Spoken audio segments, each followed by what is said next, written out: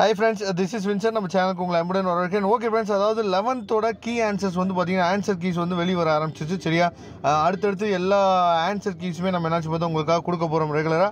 நம்ம சேனலை ரெகுலராக ஃபாலோ பண்ணுங்கள். நீங்கள் முக்கியமாக பண்ண வேண்டியது நம்ம சேனலோட வாட்ஸ்அப் குரூப்பில் நீங்கள் ஜாயின் பண்ணிங்க அப்படின்னா அடுத்து வரக்கூடிய நாட்களில் 12th நம்ம நிறைய வீடியோஸ் வந்து உங்களுக்காக நம்ம கொடுப்போம். அது எல்லாமே உங்களுக்கு ரொம்பவே யூஸ்ஃபுல்லாக இருக்கும். ஓகே, இப்போ டைப் ஏ டைப் பி அப்படி, அதாவது நம்ம வந்து இன்றைக்கி பார்க்க போகிறது ஃபஸ்ட்டு நமக்கு கிடச்சிருக்கிறது கெமிஸ்ட்ரியோட கொஸ்டின் பேப்பர் தான். ஆன்சர் கீ தான் நமக்கு கிடச்சிருக்கு.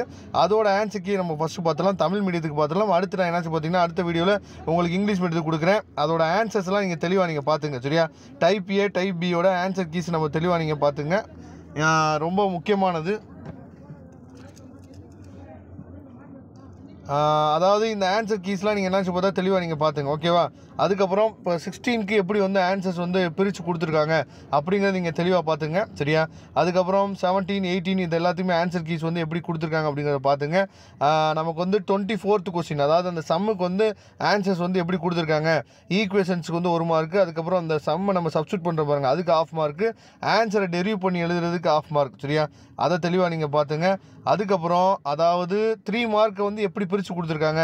25th கொஸ்டினுக்கு 3 மார்க் கொஸ்டின்ஸுக்கு வந்து 1.5 எப்படி பிரித்து கொடுத்துருக்காங்க. அதுக்கப்புறம் அந்த ஈக்குவேஷன்ஸை எப்படி பிரித்து கொடுத்துருக்காங்க அப்படிங்கிறத நீங்கள் பாருங்கள்.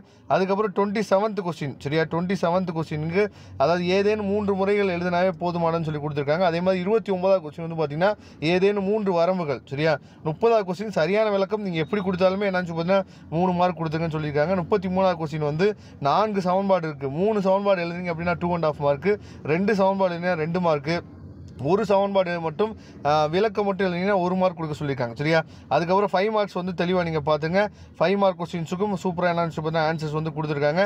இதோட ஆன்சர் கீஸோட. சரியா, அதாவது இந்த பிடிஎஃப் லிங்க் வேணும்னு நினச்சிங்க அப்படின்னா டிஸ்கிரிப்ஷன் பாக்ஸில் லிங்க் கொடுத்துருக்கேன், எடுத்து நீங்கள் யூஸ் பண்ணிக்கலாம். அடுத்தடுத்து நான் எல்லாத்துக்குமே என்னாச்சு பார்த்தீங்கன்னா ஆன்சர் கீஸ் உங்களுக்கு கொடுக்குறோம். Okay, thank you. நம்ம நெக்ஸ்ட் வீடியோ பார்க்கலாம். அதுவரை உங்களுக்கு விடைபெறுவது உங்கள் நண்பர் வின்சென்ட். தேங்க்யூ.